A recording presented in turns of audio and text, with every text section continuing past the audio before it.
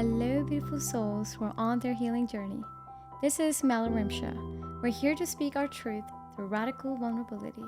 We look forward to sharing the most profound insights we have picked up along the way and provide you the tools in living your most abundant and joyful life. We're so excited you're joining us on our journey.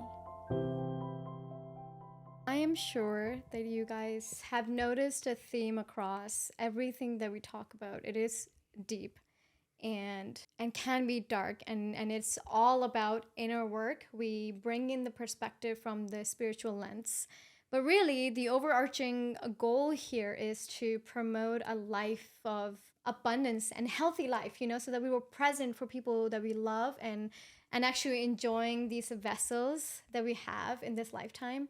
And it goes beyond just a good diet and a good family. I think there's like deeper layers to how to live a life, how to live a long life. Like we have a epidemic in this country and just universally where people are dying. I mean, we make it to what, like 70, 80s, and even when we get there, we're not fit enough because we've been working 9 to 5 or just not able to show up for ourselves and our health and not really experiencing life to the fullest. And I think that Sterling and Melinda have like demonstrated what the power of doing the inner work, no matter how late, no matter how long it takes. And it's like always worth diving deep to experience shedding those layers and experience very tangibly the abundance and health that you're experiencing now, and it goes back to doing the work internally. Yeah. It's fun seeing, like, if you look at pictures of us of even just a few years ago, seeing the difference. And it's like, I can tell by looking at pictures what kind of frame of mind I was in. I can look at pictures and see, wow, I was really carrying some heavy weight, like emotionally. And even for my husband, same thing. You could see he was carrying it heavy emotionally just by looking in his eyes and with the weight that he had on him as well. He looked a lot older than he was when, both of us when we were in our 30s. And I really tried to push through it more, but you could tell in my eyes that they were just heavy and weighted down. And once we've done our work, several years of just going in and digging out everything that didn't serve us, these limiting beliefs that literally were like heavy weights and cages and boxes that literally weighed us down on a physical level. It was so heavy emotionally, the weights we carried, that it affected us, and you could see it on the outside. And I'm like, oh, now I can see it when I look at other people as well. I'm like, oh, they're carrying a lot emotionally. But it's interesting seeing these pictures. We did a 17-year recommitment ceremony several years ago, and we were in our 40s. And it's like the pictures, we look like we're in our 20s with it. Like we look more vibrant and happier than almost we've ever looked before. And that was years of doing our inner work, and you can just see it from the outside, and it's just beautiful, feeling just lighter. I feel this lighter energy, this youthful energy, letting go of all these things that just didn't serve me anymore, and finding myself and who I am and my inner truth. And it's just interesting being able to see that and tie those two together. That physically, it really does. I really do feel like it starts emotionally first. It starts on the inside, and then it ripples to the outside of ourselves, and then it ripples to all those around us. Yeah, and recently I had the privilege of running into these women who are in their 60s, and I honestly, I thought they were in their 30s, and they were spiritual women, and I openly asked them, what was their key reason? How did they look so youthful? They look like their daughter's sisters. And their answer was really beautiful and very neat, which was, that they all talked about mindset. So they were talking about the intangible aspect. They weren't talking to me about exercise and diet. And they are key components, but not in lieu of the internal work, the mind work. Your mind will, whatever you're thinking, your thought process will manifest itself externally. And so, we always want to study our own energy. What are we carrying with us? And these women were talking about optimism has been the key for me to be youthful. And so this topic is really about how we've seen doing the internal work has demonstrated the physical changes we're experiencing. I was told when I was younger, like, well, even like a few years ago, that, oh, am I 35? Because I had, I mean, yes, the wisdom, but I also like this depth of sadness that I carried in my eyes. Like, I've been through a lot. And while that was true, it's interesting how recently, since this 2 years of intensive work on myself, I hear the word innocent a lot. Like, there's this innocence in your smile. And I did soul retrieval work. So the things that we experience in our childhood, where we lose those aspects of ourselves, like our innocence, our belief system, our bravery, our courage, like those things that we're kind of automatically born with, and our safety, they perpetuate as we grow older. And when you do those work of retrieving that part of yourself, like your innocence, your childlike innocence, that carries on. Like, you'll see people in their 40s, and I'm like, oh my God, they're just this youthful, vibrant beings because they have integrated their inner child fully with their adult self. It's really, really beautiful to me. And I was even thinking about what is energy, right? Like, even when you're talking about training, like, you work out every day. People obviously like have proven who would take care of their bodies, and eating healthy will result in living a longer life. But I would say that it's easy to, especially in the United States, like, the way we talk about food and training is almost like one size fit all, you know? But it's not the case. How does anti-aging and longevity, connects back to the tangible things that we do, like eating and exercising? Like, for me, let's talk about dancing, right? Like, you are this, like, she does hip hop dancing Or break break dancing, dancing, which is both. like, there's this like youthfulness that comes through you. And I am more of a sensual dancer because that's what brings me alive, and so it's different for everybody. Like, lifting may be the answer for you to living a healthier life for your joints and your knees, but that doesn't mean the same for everybody else. Like, you'll find the same answer through running. And I think the key thing here is, do you find joy in the things that you're doing, rather than looking at how everybody else is behaving? Like, well, they're doing this and this seems to work, and you experiment with it, rather than going within and asking your own body, like, what is it that excites it and that brings it? Because excitement is a great gauge to show you how you can be in that youthful energy, right? That inner child playing. Like, for me, diving is something that's coming up for me, which is like really interesting, because for the longest time I was doing very like aggressive strength based sports. But now that I'm shifting into not compensating and hiding behind my strength, because I was part of a very, very masculine world, and as I tap into the most authentic part of myself, the child in me tells me that I want to slow down. And how interesting that diving actually, and I talked about just how not only the power of slowing down, but also our breath. And diving literally requires so much relaxation. Like, it's like actually counterproductive. Like, if you are putting too much energy into something, there is a possibility of hurting yourself. But if you relax into surrendering your body and connecting with the flow of the water, that's where the depth and the growth is for me. But that doesn't mean that's the case for everybody else, right? So I think in order to squeeze the juices out of the experiences we have to see, like, is that rooted back into joy? And like, we can talk about food, right? For me, I'm realizing that when I was studying just dietitian stuff to be more healthy, because our cultural food is like basically made for farmers, and we don't work like that. We're not burning like thousands of calories every day like we back then used to, but we're still eating like it. American food sizes are redonkulous, and we snack on all the time. One, think about what that's doing, like, energetically, right? When you buy things, I physically feel difference if you buy vegetables that are not organic versus organic. But then there are these like diet fads out there, which is like keto is the best way to go, or like protein addiction. Like, people love talking about protein in this country. When, like, for me, for example, like, I realize I work best on carbs. Like, high carb diet works for me, right? And then I think about my partner, and his best is like fat and protein. So like bacon and just greasy shit that I like avoid like plague. Like it affects my stomach. So we were not realizing that we have a very unique blueprint. And like I need to eat in season. So whatever food is growing in that season, that's what my body is going to enjoy, and it needs to be structured. So I eat at the same time every day, and I eat pretty much the same thing every day for a certain phases in my time.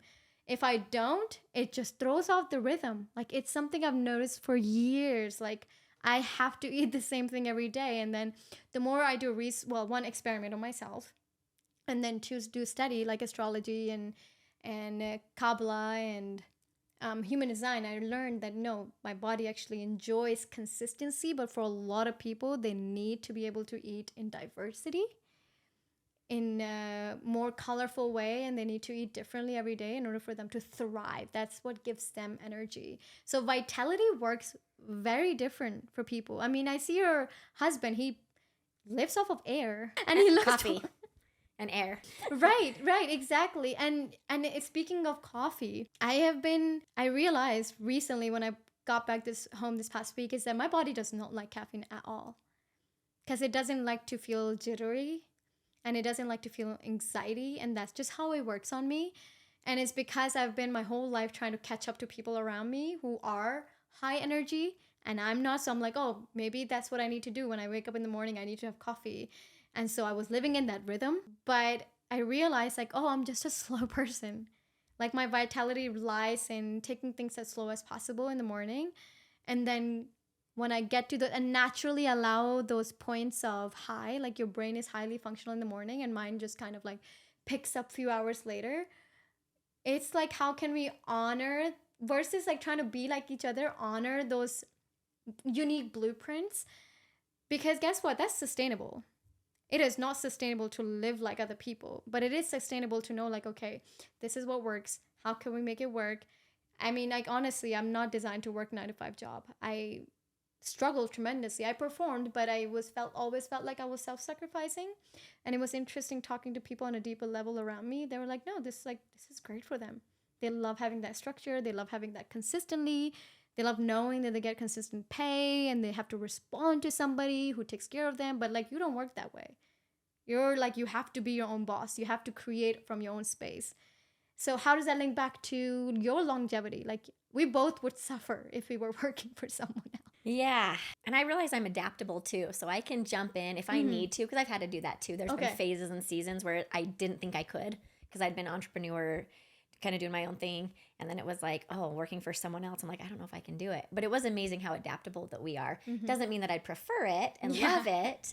And, you know, there are trade-offs with everything too. There's a lot of pressure with being an entrepreneur and having that weight solely on you until you can figure out how to divvy things out and have other people do it. So that's why I'm like, there's not a right or a wrong with anything. And some people just don't want to carry that weight. Exactly. And I don't blame them one bit. Being an entrepreneur is not for everyone.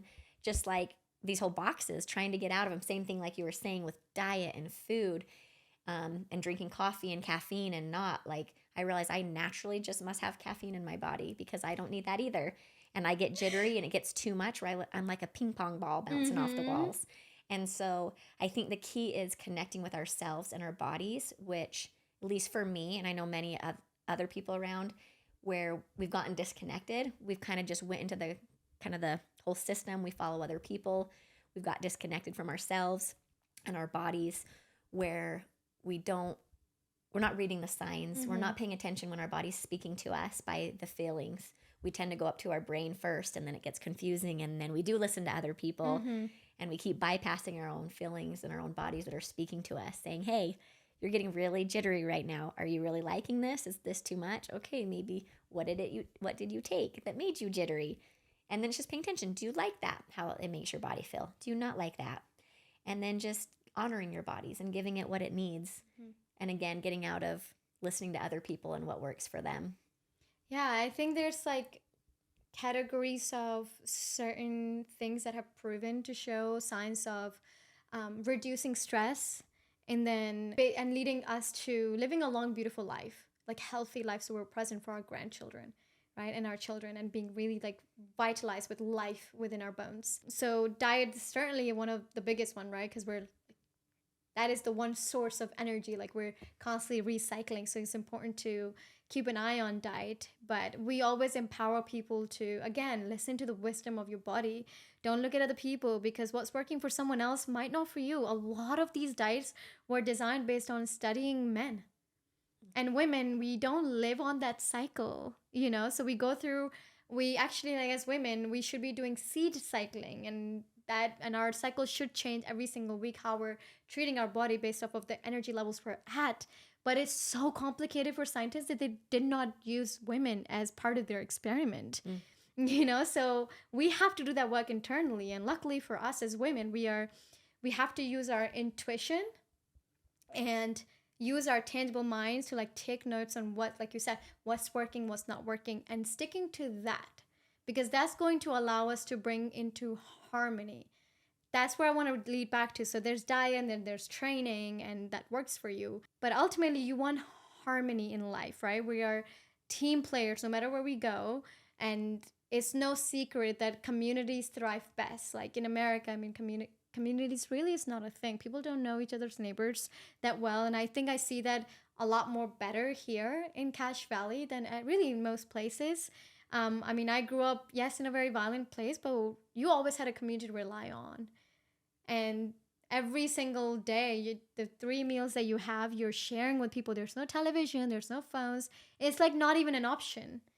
And it's all unconsciously done, like communal gathering, so that you're laughing and you're dancing and you're sharing, so you consistently have a place to share and unload and come into harmony and take care of each other. I mean, a lot of us struggle with so many of us struggle with depression. If you're depressed, well, no, you're going to carry on a lot of stress that you don't know how to let go of. You don't have the support to let go of. And then, I mean, it's not even about the moment anymore. There's no future ahead. Your body is deterring as we're speaking.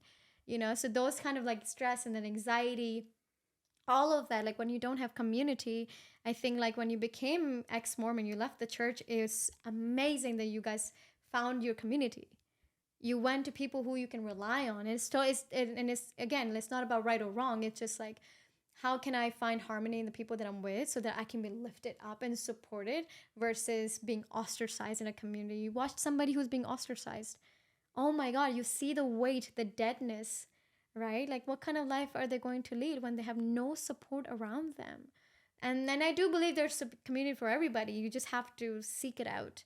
And it would be beautiful for us to more create it. And I think the spiritual communities are doing an incredible job of gathering as much as we can through circles, through rituals and ceremonies, and just even social media, which is really, really quite incredible.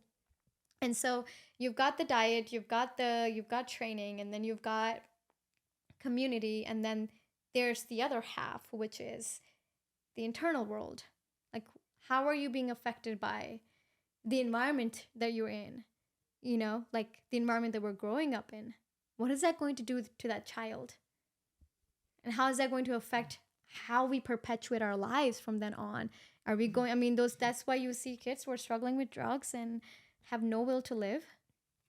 Yeah, and kids really are. They just absorb everything, the energy that they're around. And you think about a child that doesn't know words when they're little. All they do is like look, they're just observers, and they just pay attention to the feeling. And if something doesn't feel right, they'll start crying. It's all they're feeling. They'll express themselves without being like, oh, I can't do this. Oh, I can't. They just are. They just know how to be. They know how to be human beings and not human doings that so many of us adults have just kind of jumped into. And so it really is important, if we want to make a difference and ripple it out to our children, it has to start with us first. We have to take our health and well-being seriously. And I really do believe it starts with just our inner world first. Like, I know there's people that have done, like Biggest Loser and things like that. And I was talking to someone that was on that show, and the stats on that. What is that? Biggest Loser, it's just a big challenge that people will go on that, are overweight and they want to lose their 300, 400, 500 pounds. And they go on the show, and they just have these trainers that they put them on a strict diet, and they have them work their guts out where they're like puking after working out. That's all they do is work out every day and then eat super, super healthy. But what happens is it's not very realistic to do that. And if you just start with the outer appearance, what happens is most of these people go back to gaining the weight, and sometimes even worse, because it shocked their body and their system. And so it can be damaging, actually more damaging doing that. And I realize it's not just about losing the weight. And I have friends that are getting so frustrated because they're not able to lose weight. And they literally have done every diet on the planet. They've done everything.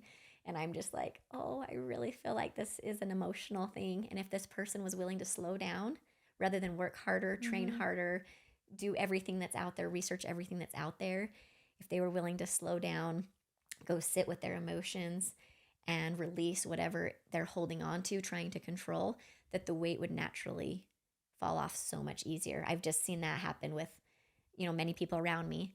And, I don't want to say everyone, because I know some people have other issues, that clinical issues and things that it's out of my pay grade, non-pay grade. But I really do feel like there's so much that starts emotionally first. And if we're able to sit with that and take care of ourselves and give ourselves that inner love, sit with our inner child that didn't get those needs met, just fill up our self-love bucket first, we'll naturally want to eat healthy. We'll naturally want to go to the gym and work out or walk or exercise. It's or like a connect with byproduct. people. It is. These other things are the side effects of it. So if you go to the root of it, it makes it so much easier than just being like, okay, I need to lose weight, and then I need to go to the gym, and then I need to do this, and like all these little like branches off a tree. It's like, let's go to the root. And then naturally you're not having to like fight to do these things. You just naturally just want to do those. Like I noticed, when I'm in a funk and I'm depressed and I'm down, or I'm in a funky mood, there's no way I'm going to go to the gym. It's like, there's just no way I'm going to go work out. And then day where I'm like, okay, like giving myself love or taking care of myself, waking up, listening to music, whatever makes me happy and brings me joy, I just naturally want to go and add to that and take care of my body. And it was just interesting. You mentioned like the breakdancing thing.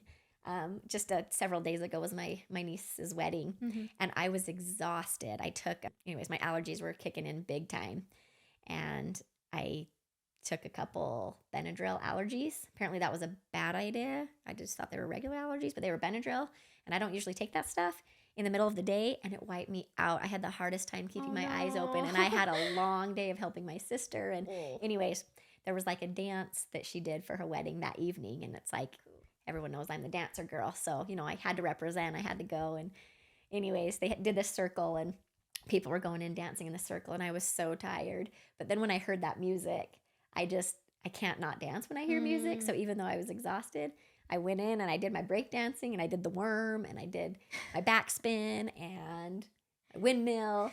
And like, I'm 41 years old, like Crazy. I love it. it's so fun. And just talking about moving and dance and the things that bring us joy. And I'm like, I don't care how old I am, I'm still going to do these things. I've had to limit some of my tricks because I felt it in my hips the last time. That's the so goal. I cut out one of those moves. The goal is so you can I can't do do everything, but I can do a lot. The goal is that you can do these things at your daughter's wedding. Yes. That's the goal. Yes. The goal is to keep vitalizing your source and being this young youthful person through the work that you've done internally, where age is truly becomes a number, and then you're doing the warm at your daughter's wedding. Yeah. And they're like thinking that that's your sister. Yeah, that's the goal. Definitely gonna happen. All right. I think really that's the goal, right? Like I want to be able to teach my grandchildren how to dance and move and play with them, and not be like, oh shit, my hips. Yeah. Like that's really the goal. So we're focusing on starting with ourselves, and then working outward, letting it kind of seep through us versus just giving in other external ways, like letting these like tangible things be the byproduct, the side effects of like, no, I love myself, therefore I will train and take care of my body and eat correctly or eat right for myself.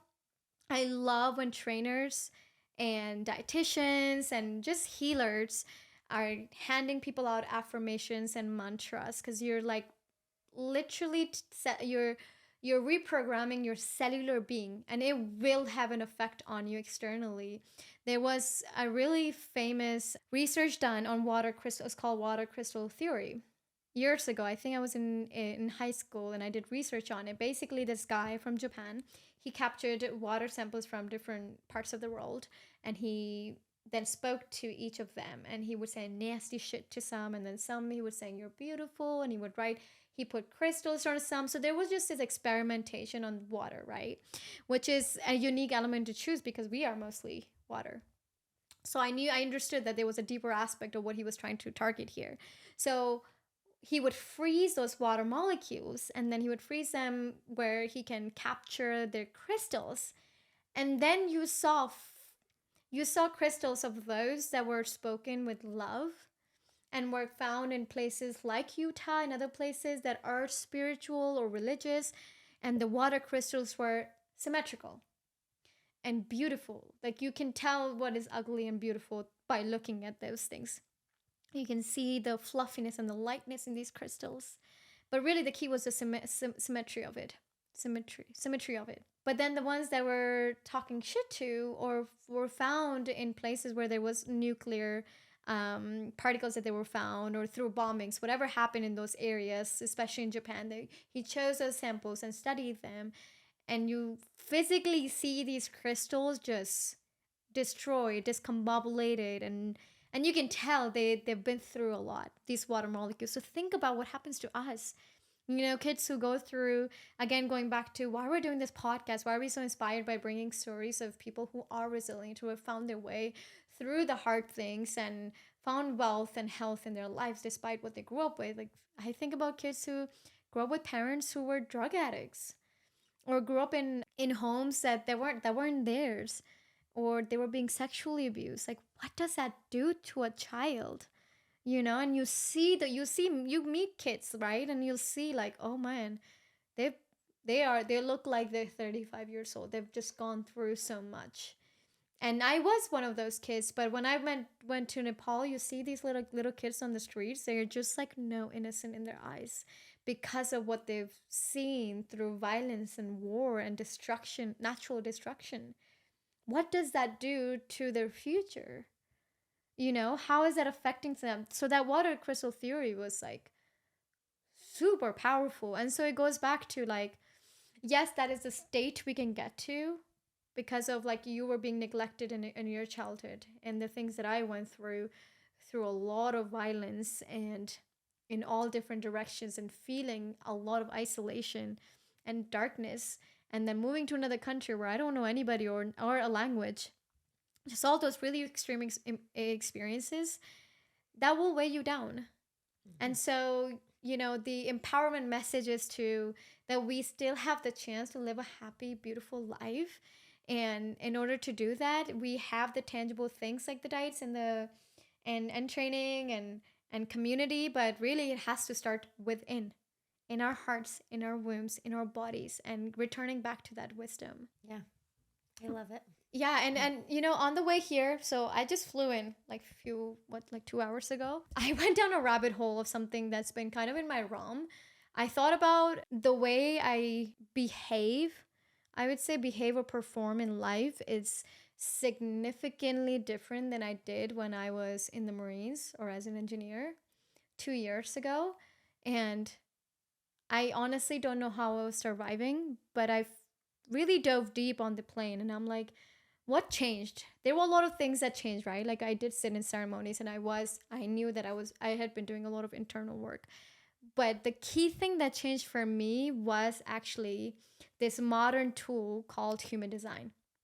And I've like a little bit talked about it, but I want to go deeper into this because of the things that I learned were just so really life changing, because that's where my way of being switched big time. And then I by default started being more feminine and more surrendering into the divine feminine without knowing until later, like, oh, this is what's happening. Something's like on a cellular level, on a spiritual level is changing within me.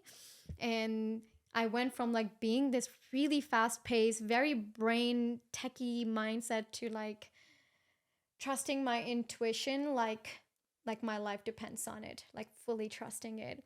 And I don't, who told me? Like, I don't even know where I found out about human design, but basically, human design is a modern structure, a tool that was created by using Western astrology and Kabbalah and other ancient modalities like chakra study and energy healing. And they put all those together to create an algorithm that uses your birth time and your where you were born to basically see what your energy is like, right? So if astrology is who you are, then human design is who you be. And this is broken down in 5 categories. So manifesting generator, which is her, and then generators, and then manifestors, and then projectors, which is me, and then reflector. So it's just 5 categories. And then it was broken down into, what is the percentage? So like reflectors are 1% on this planet, and then projectors are like maybe 17, and then majority of them are, I would say, like manifestors are still quite small, but manifesting generators are basically here to make the world evolve. And I was thinking about your example of your reaction to McDonald's documentary, and I understood everything completely now that I couldn't before. Because, well, I saw that, well, we function differently, so we're going to view things from our eyeballs differently. But it's interesting in your design, right? Melinda's design, as a manifesting generator, she is designed to respond. So your energy will gravitate towards problems, like bigger humanitarian problems. So it's really cool to see, like, and when you see those problems, you are designed to literally act. So you can't help it. That's why, like, her brain is like super entrepreneur and business mindset, but I don't think so. I think it's more like this deep desire to create a change because how deeply you get affected by those things. But as a projector who's a seer and as a guide, I'm like the bird. And I always wonder that, even as a young kid, like I would just see the darkest shit and I was just very like almost accepting of it. Like I could see the light in the darkest experiences, but it's because literally it's in my design to see patterns, to be this like eagle eye that could see from above, to be outside of the storm, and it makes sense why I'm so different from my siblings, where I could be in this like really, really heavy experiences, but somehow my brain, my energy just like always found a way through resiliency. I was even thinking about Jeanette, and she's been on our podcast. It's like, why is she able to do this? Well, it's literally in our design. And that's why we will, part of our gift is to experience hardships. And I think about my sexual assault, and I had such a huge breakthrough, because I think a lot of people, when they go through something like this or they remember those memories, it's like it will destroy you. It is horrible to like have those memories return. But my healing took like no more than a month, because somehow as a projector I was able to see through the facade, and I remember going to meditation, and somehow like I could be there and watch that little girl go through it, and then go in front of that man as an adult, as my higher self, and speak like, why does this need to happen? And the answer was clear. There's a reason why I never bought into religion. There's a reason why I was never a follower. And that was a gift he gave me. He gave me this gift by being the person who was teaching me about religion, and he found his way to hurt me in this way so that I could essentially see the beauty in it, which is that I've never been a follower.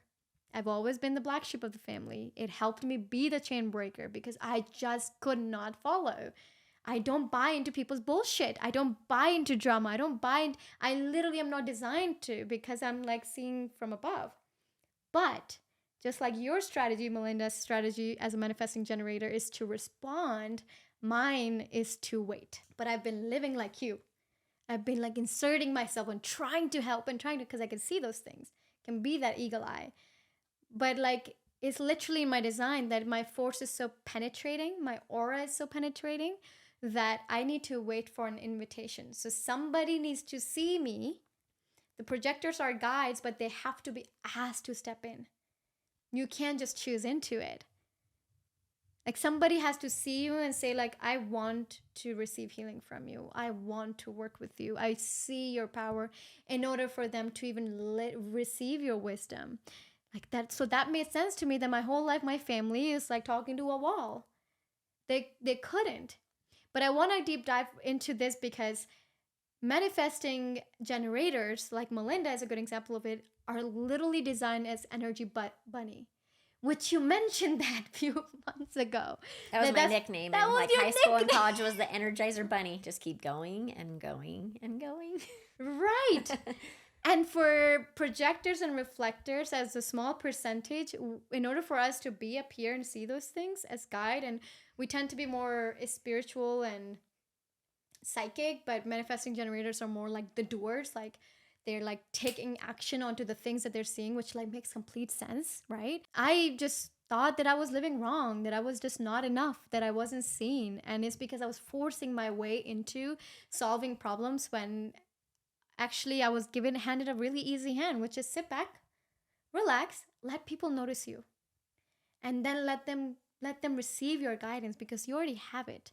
So you have to sit. It kind of like what Linda put, she, our medicine woman, like I pulled a card, the links card, and it's taken me forever to figure out what that means. And the links card is exactly that. You gotta wait. You can't be giving people unsolicited advice. Is that the word? Yes, perfect. It's like perfect. It's like when people, because you can see everything and you're the truth seeker by default, you have to wait for people to come to you. So how does that come back to what we're talking about, which is longevity and living a life of anti-aging and living youthfully? Is that if I keep living like Melinda as an energy bunny, I will burn out, which I did. I was a burnout bunny my whole life. I was so drained all the time because I saw most people around me were the go go go or structured, and I was just so deep and so sensitive, and I very very psychic, very spiritual by default, but I am literally designed with no energy system. So if you read your human design, you will find that how to thrive with what you have. And that's where we want to empower you to look at what your design is. And the human design is a great tool, or you can do self inquiry and ask yourself, what is my blueprint? How do I function? The interesting thing is, and I'll use us as an example, because your husband is a projector like me. And him and I have a lot in common with the way we work. And like if you see, he's ran different businesses where you can see just how much it weighed him down. He just couldn't. He literally couldn't go to work. He just looked half dead, And that was the same thing for me. I felt half dead doing most of the things I was doing, because it wasn't aligned in the joy. Like me being a guide is just simply easy because I'm designed that way. That creative force is like just easy. Just like your brain is effortlessly can see these like little details that my brain literally cannot comprehend. Because I'm not designed, my energy is not designed that way. That would literally drain me. And the more I read on the plane, I was like, oh my gosh, that's so interesting. So if I can be the guide that I am in this way without forcing my way into things and wait for an invitation and use the chakra, the focus divine centers that I have, I feel more energized and more happier than ever in my life since following that. Because I started experimenting with it. I'm like, okay, it says I can manifest a lot easier, but I cannot do. I'm not allowed to do manual labor. I'm not designed that way, but I thought like that's what hard work is. You have to be go, go, go. Like I want to be hard worker, but my design is not built this way. And it was honestly very discouraging and triggering at first, 2 years ago when I found out about it. But I asked myself, let me experiment with it. And that last November, October, and December, I saw it all just work so perfectly. Even you asking me, like, hey, do you want to create this thing with me was like just effortless because you saw that there is something that beautiful that can come through it. And I didn't have to make the effort into it. And I'm seeing that with my friends and family too. I just wait for them to come to me. I don't insert myself. I'm not giving people like what I'm seeing because that's just not a lot. They're not ready for it, and that's not fair to them either. So it's just waiting to give people the permission to like, okay, I want you to step up on this ground and speak because we will make great CEOs, but we need the doers, right? Like that's where I think I see we're like the perfect yin and yang.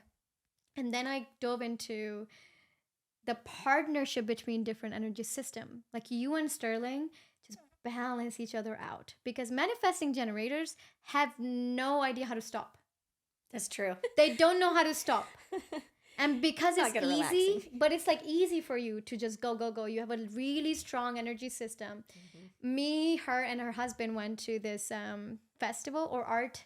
What was it in Cache Valley? It was like a little festival thing we went to. Outside art booth thing. Art, yeah. Whatever art booth. She was just like vibrant and full of life because there were so many people there. Like that fills you up. That's how you're designed. Like you could function in parties and gatherings. So it's like, it's not surprising that you are a gatherer, but you would see me and Sterling and we're like fucking overwhelmed because we're not designed that way. When we're around like high energy people, it's drains us because we're the seers. We can't help but feel for everybody and see everything. And the amount of energy that takes, like we're not, and I really tried. I wanted to lead in a bigger way, but I realized that no, I need to be like much up higher here and just work with 3 people who can take care of like 500 people below me in that kind of level, that subordinate level, because it's not sustainable at all. Like I would go to parties because that's what you're supposed to do. You should be a gatherer. You should be, even though like my family parties, I just remember hiding in my closet because I would just feel so drained. I'm feeling everything. So we're not all designed the same way. We have a very unique blueprint. And when I see Sterling and like you both balance each other out, because I think he's the idea person. He gets like he is very creative. He's very much in his feminine energy. And I mean, that's why his pottery business has brought him more joy than anything else he's ever done, because he just gets to play and create from that space. And that's the projector. He can work for hours because he loves it. And for me, I can work on days on end if I love it. But if I don't, it's like forcing myself to do something. I used to hate that about myself, but now I see it, that it's not possible. Like they will bring me misery. I literally cannot survive that way. And then he balances you out to like taking a pause. And his just energy being around you just like slows you down, and you inspire him to like basically act on his desires, which is like such a beautiful. Well, that's what I realized too, that was super fascinating when he had other businesses. Like he owned a moving business in the Valley, and for 13 years, and his work ethic was not great with it. Like he didn't put much time or energy into it. He just had no passion for it. It kind of just fell in his lap and just started getting all these calls, and it just kept growing and growing. And so he was like, oh, okay, I guess I have a moving company. And so he just kind of got into it, and money was coming in, and he had just graduated high school, or I mean, not just graduated, but he hadn't done college or anything like that. So he's like, well, what else am I going to do? I don't have any other training, so it's kind of like, well, but I'm not happy here. But once he like got out of that, and then he got into the machine business that he owns, and that was successful and doing great. And that was what was able to feed the new pottery business that's in Cache Valley. But now I'm like, the stuff that I'm like, I keep going back into the fear zone because I'm like, oh no, he doesn't do the marketing for this, or he won't get these things done. And I'm like I'm seeing him do these things, and I'm like, I just didn't know he was capable of some of this stuff. I thought, oh, he's just kind of lazy or not a really hard worker. And I'm like, it's not the case. And I think it's like that for most of us. Like if each of us can spend the time to figure out what really brings us joy, what we love, the passion will come with it. Like you can see that when people light up about random maybe hobbies or different things that they do, and all of a sudden they have all this energy, and then they talk about their work, and you can see them being drained if they don't love what they do. And so I think that's the key, is that it's not just like it's an all or nothing, or some people have it and can be excited about something and some can't. It's like, no, I think we all have that within us. Yes. It's just tapping into it. And so if you find out what you're doing is just, you don't love it and it's not great, keep your eyes open, keep looking, experiment, play with things. Go back to, what did you do as a child? Go back into that. Do it just for fun, not even for money, and see if you love it. Then oftentimes these things, you can figure out a way to like make money by teaching other people that also love that. Because I can tell you right now, you're not the only person that gets lit up and is passionate and excited about whatever. It could be the most random thing that you think is so odd or different or whatever. And you could probably, pretty much anything, you could figure out how to teach others to do the same thing and make money doing that. Yes, and I really believe that goes back to our dharma. Like when you access it, we have this belief that service has to be this self-sacrifice thing, or in order for you to do work has to be hard and painful and draining. When I'm realizing now, tapping into being a projector, is that actually the things that like really lit me up, that are service driven, if they fill me up, like I want to keep doing it. but the moment it becomes about money, it's like immediately draining, because that has to be the side effect. The abundance has to be the side effect of how can I give from a place that's effortless. And these energy systems, that's what they allow you to do. You work with what your blueprint is. Like, how do I function? How have I proven myself to really show up with passion? And that, honestly, like, we met a skateboarder that came into our ceremony. It's like, that's his passion. You don't need to make sense of how that's making the world a better place, because it is. So you, if you can just become very selfish and look into like what lights you up, and you create it. Like pottery for him was just like for himself, and now it's like this beautiful teaching that's coming through. And same with us, this podcast, and it's interesting. I looked at both of our chart, like, and I really recommend, and I'll link it below, the Human Design website, so you guys can check out yours and study, do some self-inquiry, think about what is working, what's not working. It will tell you like what your strategy is, and how do you think, how what are some parts of you that are closed or are open. And you don't need to change anything about yourself, you just have to work around those things. That's the beauty of it. And it was so fucking crazy. Your chart, the parts that were defined, for me, they were open. But all the parts of me that were defined, they're open for you. So like when you put both of our chart together, it's like perfect. It completes the entire energy It system. really is the yin and the yang, huh? Yeah. Dude, I was like, what the fuck? So you're stuck with me, huh? Yeah, absolutely. Gladly. But here's the one commonality we both had, because we're vastly different. Yeah. And the chart was saying like we're like literally like the other side of the coin. But we had one thing in common. It was our throat chakra. It blew my mind. Like everything, the manifestation that has to happen has to be, the purpose has to lie around speaking our truth, and has to be ours. Wow. So it's really cool to look at it with your, for your business partners or creative partners and your actual partners. Like you and are just perfect together. And I know that, and I think, and if you read into it, I send you a website and I'll definitely attach it because it's so useful. I want people to love who they are, exactly what they are. Like we have this idea that the reality is 70% of the population on this earth is manifesting generators. That's why we can do 9 to 5 as majority. That's why we can go and create and act. They are the ones who are making the world go round, literally making the world go round. But the 17 and 7% of us who are here, the rest is so necessary, and we're going to be seen as lazy because we're all about effectiveness and passion, and like we just can't run. Like we just cannot run unless this is something that's coming from our soul. Like, and I saw that in Sterling. I felt it within myself, didn't know how to honor it until I was able to see my energy system and really like honor it fully, because I realized that's the best way I will serve. Because if I have nothing in my tank, I have like Melinda, manifesting generators have like this giant energy system, and she like helps me to be like a force into my wisdom.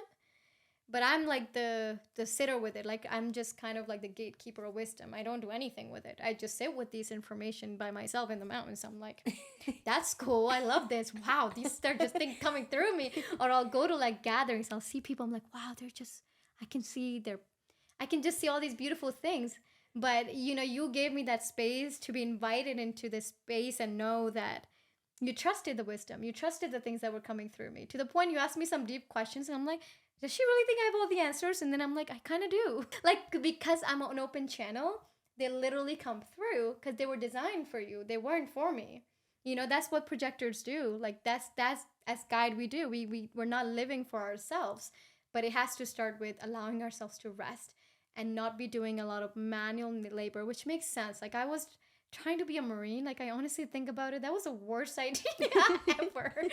And also the best, because it made me realize, oh, this is not, I think this will literally kill me and will burn me out because I'm not designed that way. I don't have any energy system. But we projectors, like your husband and I, we thrive around people like manifesting generators, because we can feed off of the energy system they have. And for us, it's just the force is so penetrating. That's why him and I both, we love having time to ourselves. Mm-hmm. Like we're so loners, honestly. Like he really needs, like every single night I see him, he's up until maybe like late so he can Yeah, he needs his time. So he's got to put me to bed and then go and have a couple hours of just complete his own time with nobody saying a word to him. Mm-hmm. And even my son that's 11 years old, you know, I like talk to him, and it's just good to ask these questions and talk to those around us and start with ourselves. Mm-hmm. But, you know, I asked him like, how much, you know, time would you like to be around other people? Like what percentage out of 100% would you want to be around other people, and what percentage would you want to be alone? Mm-hmm. And he sat with it and he's like, you know, 30% be around other people. Wow. And 70% be alone. So when he goes to school all day and he comes home, he just needs time to decompress and go to his screens. I think it's overwhelming for him too, and it's a lot.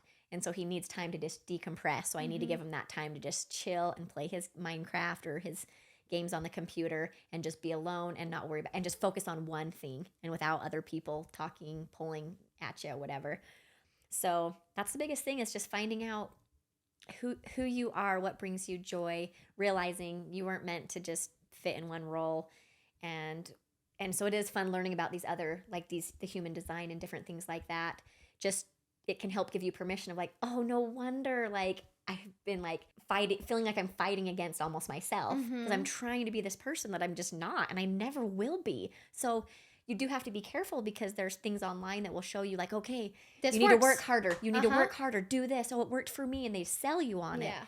But it's like, no, it works if you're this specific person. So you really have got to figure out who you are and know that.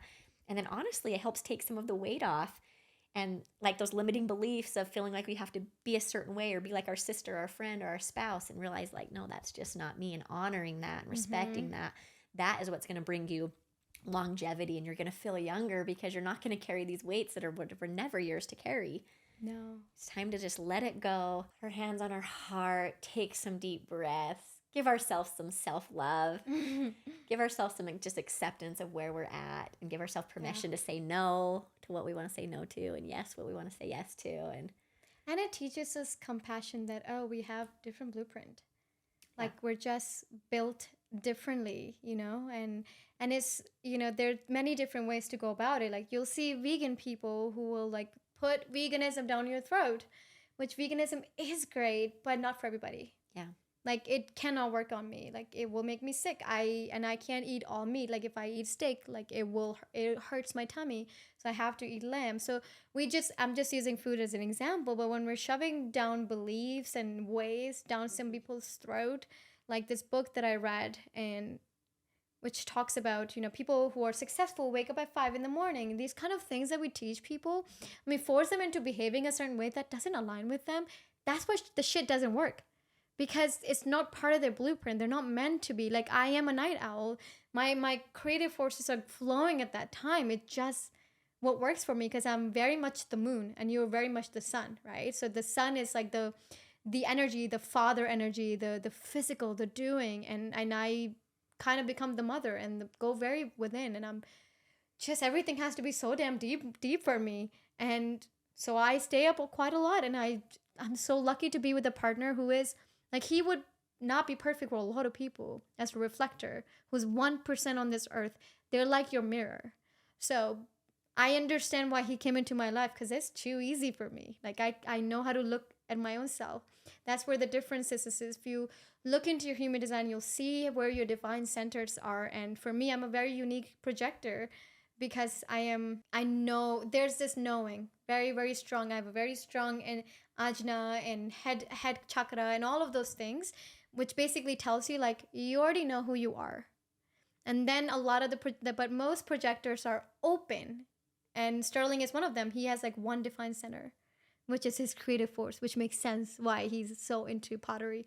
But also the stubbornness, his head, he's very stubborn, and like, no, this is it for me. He doesn't know how to convince himself otherwise, unless it's proven, which I am the same way. You know, that doesn't make it right or wrong. It's just like, this is what our truth is. How can we work with what we have and work around other people, and ultimately come back to teamwork and compassion? Like, okay, this is what works for them. Because that, again, like your kid, if you see Braylon, she comes home and she's ready to go play with more people. And I think even you, like your social radar is a lot higher. Mine is like 10%. Like every single day I need 90% of it with me. I honestly don't know how I survived in very highly like social jobs, because I genuinely, it's extremely draining for me.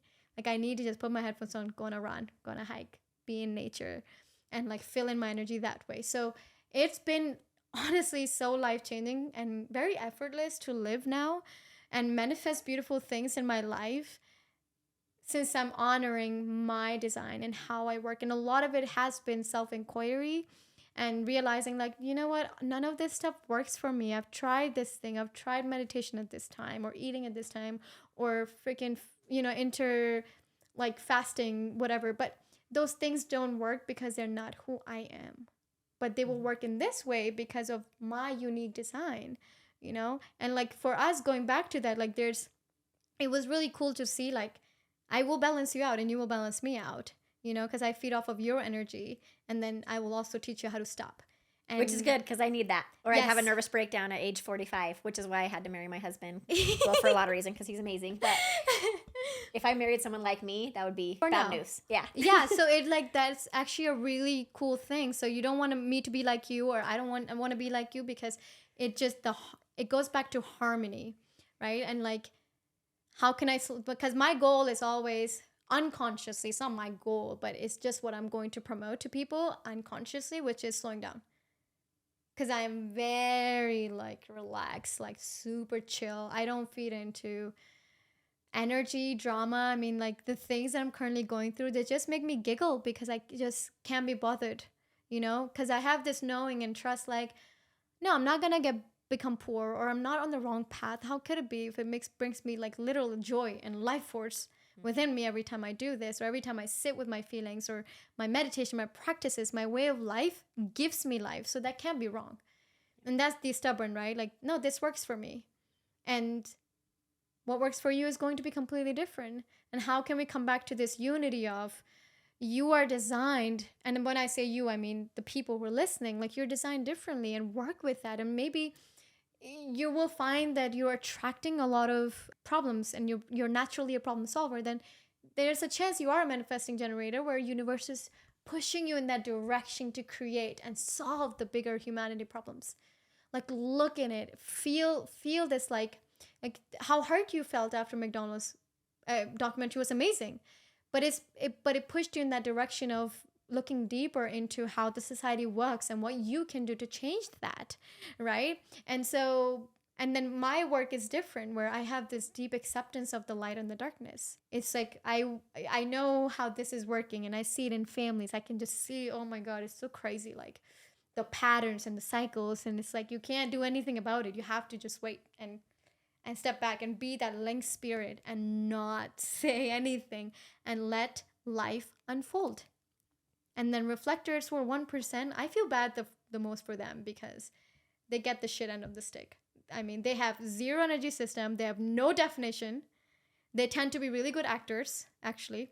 They're great actors and actresses, because they can mold and change to their environment, and they just don't know why, and but if they can find like a grounding force, like somebody who's super grounded in who they are, then they'll remember that they have their own internal self, that they don't have to be codependent on others, but rather interdependence, and be the light to show people who they are, because they are like walking trigger bombs for people. I mean, anything you see through them is like, well, both projectors and reflectors, anything you see them, we're like the mirrors giving you feedback unconsciously. We just can't help it because of the penetrating aura.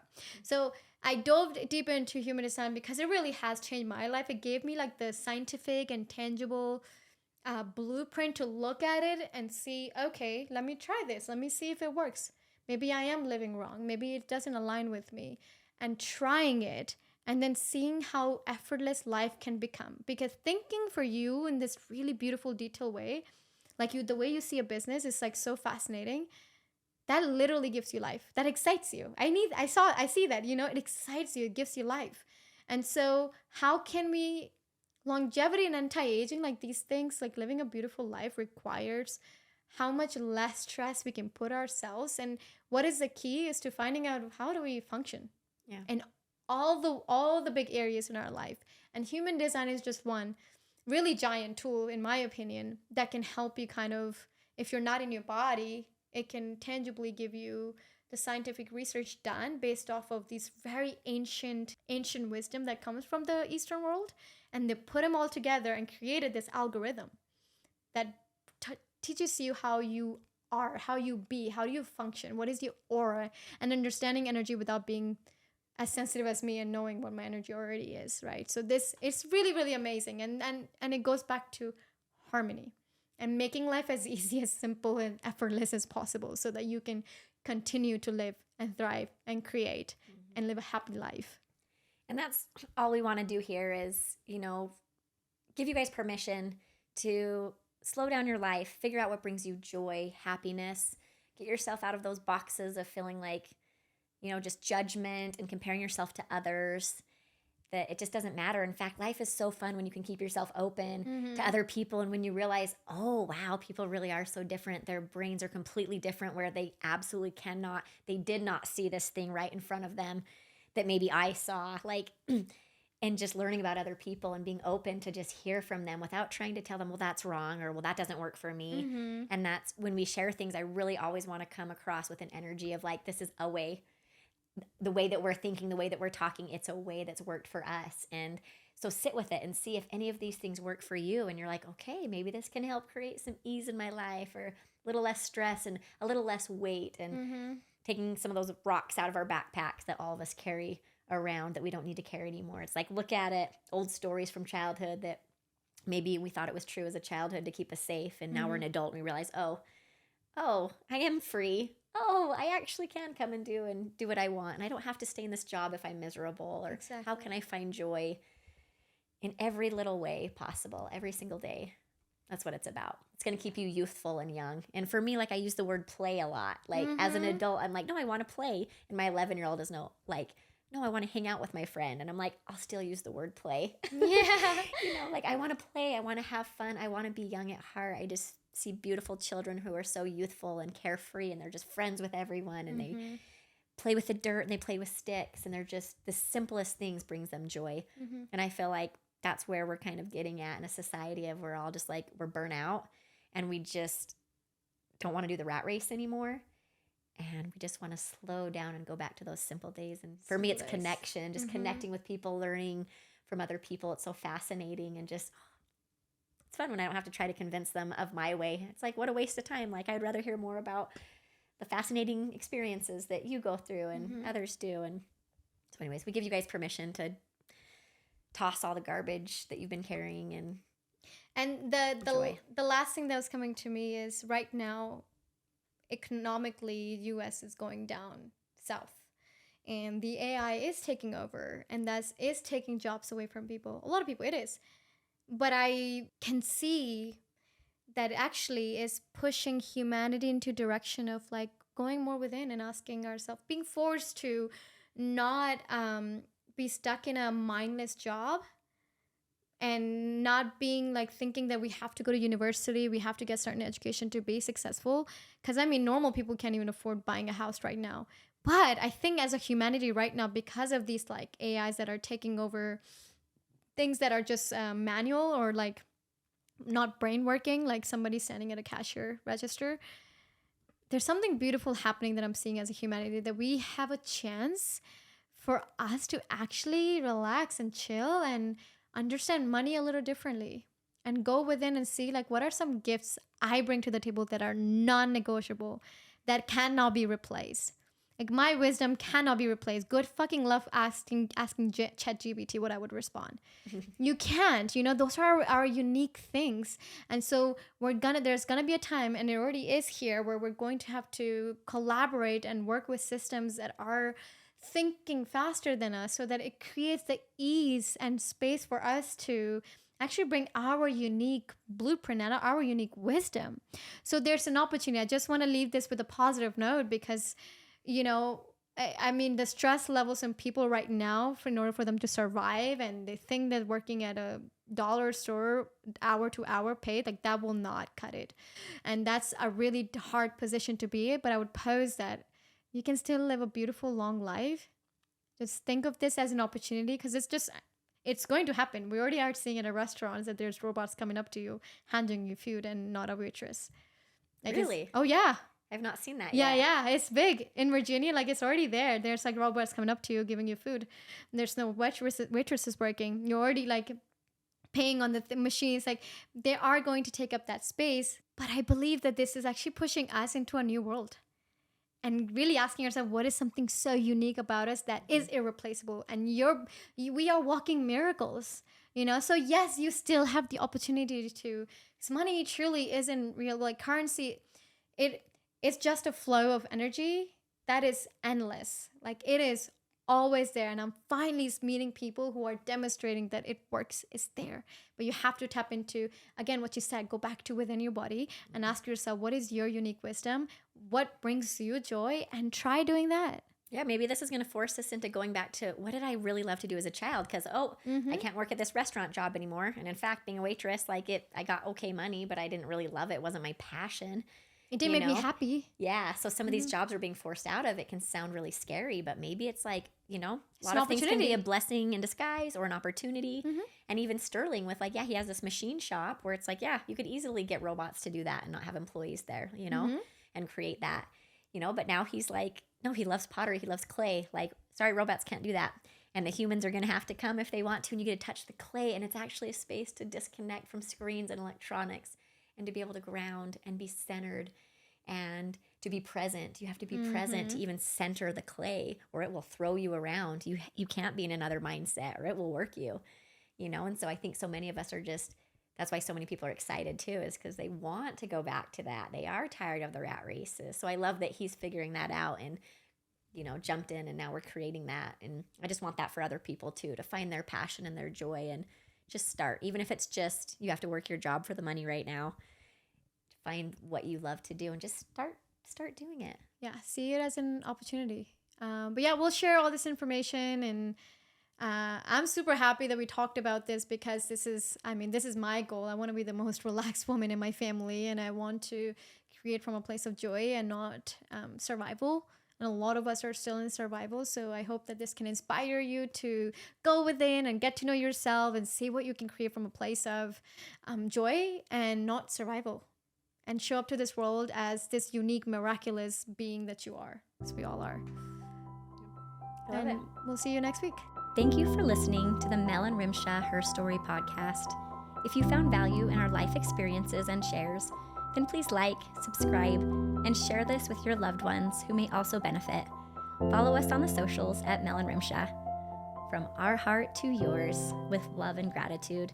We will see you on the next episode.